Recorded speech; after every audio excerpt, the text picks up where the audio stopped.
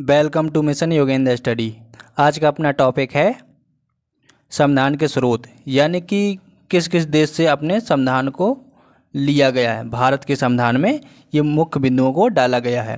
तो इसमें देख लेते हैं कि किस किस देश से क्या क्या लिया गया है। तो ब्रिटिश संविधान से अपन ने क्या लिया है, तो संविधान मत के आधार पर चुनाव में जीत का फैसला कैसे होगा, ये कहाँ से लिया गया है, तो ये अपन ने ब्रिटिश संविधान से लिया है।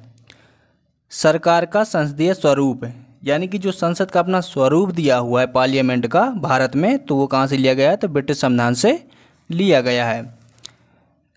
तो इसमें विभिन्न प्रकार के क्वेश्चन बन जाते हैं, चाहे कॉम्पिटिटिव हो या कोई कक्षा हो, तो हर जगह क्वेश्चन इससे बनते हैं या पूछ लिए जाते हैं। जनरली नॉलेज होगा तो थोड़ा अपना पर्सनालिटी अच्छी रहती है। तीसरा पॉइंट है कानून के शासन का विचार।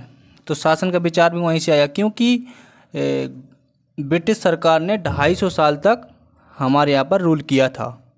इस वजह से वहाँ का कानूनी शासन भी विचार में अपने दिमाग में पहले से ही बना रहा। अगला पॉइंट है विधायिका में अध्यक्ष का पद और उनकी भूमिका, यानी कि वहाँ से जो रेगुलेशन चलता रहा था उसी को देखकर अपन ने वैसा ही बना लिया था। तो वैसा ही उनका अध्यक्ष बनता था पहले, तो ऐसे अपन भी बनाने लगे। विधायिका में अध्यक्ष, उनकी भूमिका जो वो कार्य करते हैं।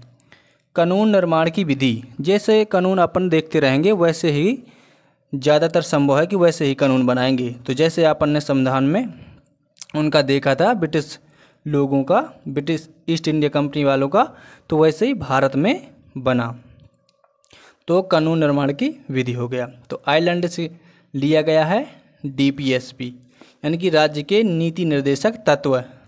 और फ्रांस के संविधान से लिया गया है स्वतंत्रता, समानता और बंधुत्व का सिद्धांत, यानी कि फ्रीडम, इक्वालिटी और बंधुता, मतलब इंक्रिटी।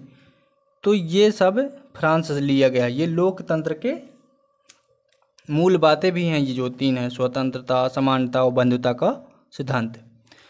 कनाडा के संविधान से एक अर्ध संघात्मक सरकार का स्वरूप, सशक्त केंद्रीय सरकार वाली संघात्मक व्यवस्था, तो ये लिया गया है, यानी कि फेडरलिज्म यहाँ से कनाडा से लिया गया है। अवशिष्ट शक्तियों का सिद्धांत, यानी कि और भी अन्य शक्तियों का सिद्धांत भी यहाँ से अवशिष्ट वाली शक्तियों का लिया गया है।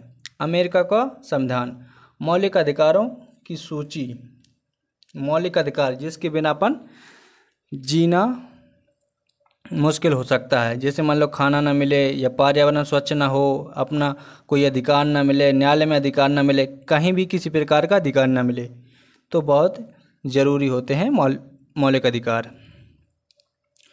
और अगला है इसका न्यायिक पुनर्विलोकन की शक्ति और न्यायपालिका की स्वतंत्रता, यानी कि न्यायिक पुनर्विलोकन वो कहलाता है जिससे कि जज द्वारा फैसला सुना दिया गया और जज जी को लगे कि भैया लगता है मुझे कि फैसला मेरे से गलत हो गया है, तो मुझको सुधार करके दोबारा उसका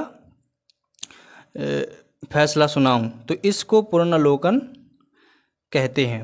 तो ये अमेरिका के संविधान से लिया गया है। तो इस वीडियो में इतना ही, मिलता हूँ अगले वीडियो में। देखते रहिए मिशन योगेंद्र स्टडी। नमस्कार।